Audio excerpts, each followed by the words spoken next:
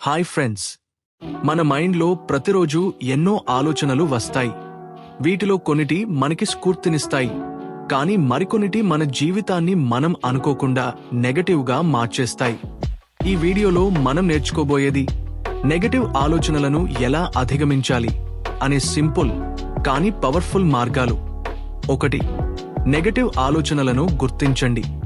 ముందుగా మనలో నెగటివ్ ఆలోచనలు ఎప్పుడు ఏ సందర్భంలో వస్తున్నాయో గుర్తించాలి.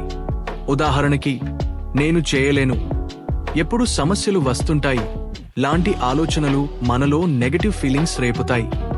ఆలోచనలను ఒప్పుకోవడం కాకుండా అవి ఉన్నాయని తెలుసుకోవడం ముఖ్యం. 2. ఆ ఆలోచనలను ఛాలెంజ్ చేయండి. నెగటివ్ ఆలోచన వచ్చినప్పుడు అడగాలి, ఇది నిజం కదా? ఓహనా? నేను నా ఫ్రెండ్స్కి ఇలా చెప్పేవానా? ఇలా ఆలోచించటం ద్వారా మనం నిజానికి గ్రౌండెడ్గా ఉంటాం. 3. Mindfulness meditation. మైండ్ఫుల్నెస్ అనేది మన ఆలోచనలను జాగ్రత్తగా జడ్జ్ చేయకుండా గమనించటం. ప్రతిరోజు కేవలం 5-10 నిమిషాలు ధ్యానం చేస్తే మన మైండ్ నెగటివ్ సైకిల్లో తేలిపోతుంది. 4. ఆలోచనలను రీఫ్రేమ్ చేయండి. నెగటివ్ ఆలోచనను పాజిటివ్ లేదా కన్స్ట్రక్టివ్ ఆలోచనగా మార్చండి. ఉదాహరణ, నేను ఎల్లప్పుడూ ఫెయిల్ అవుతా కదులుగా తప్పుల నుండి నేర్చుకుని నేను మెరుగుపడతా. 5. నెగటివ్ ఇన్ఫ్లుయెన్సెస్ తగ్గించండి. మీనస్ మరియు నెగటివ్ మీడియా, పీపుల్, పరిస్థితులు మన మైండ్ను ప్రభావితం చేస్తాయి.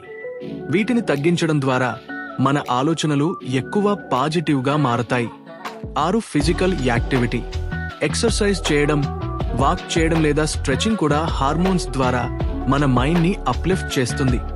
7. జర్నలింగ్ చేయండి. మీ ఆలోచనలను రాసుకోవడం ద్వారా వాటిని ప్రాసెస్ చేయవచ్చు, అలాగే ప్యాటర్న్స్ ను గుర్తించవచ్చు. నెగటివ్ ఆలోచనలను రీఫ్రేమ్ చేసి రాయండి. 8. రియలిస్టిక్ గోల్స్ సెట్ చేయండి. బహిరంగంగా పనులను చిన్న చిన్న స్టెప్స్ గా విభజించండి. ప్రతి చిన్న విజయం పాజిటివిటీని పెంచుతుంది. 9. ప్రొఫెషనల్ సహాయం. కోనగా నెగటివ్ ఆలోచనలు, డిప్రెషన్, ఆంగ్జైటీ ఉంటే కౌన్సిలర్ లేదా థెరపిస్ట్ ను సంప్రదించండి. కాగ్నిటివ్ బిహేవియరల్ థెరపీ (సిబిటి) చాలా ఫలప్రదం. ప్రతిరోజు ఇలా చెప్పుకోండి, నేను ఛాలెంజెస్ ను ఎదుర్కోవచ్చు, నేను హ్యాపీగా, సక్సెస్ఫుల్ గా జీవించడానికి అర్హుణ్ణి, ప్రతిరోజు నేను మెరుగుపడుతున్నాను.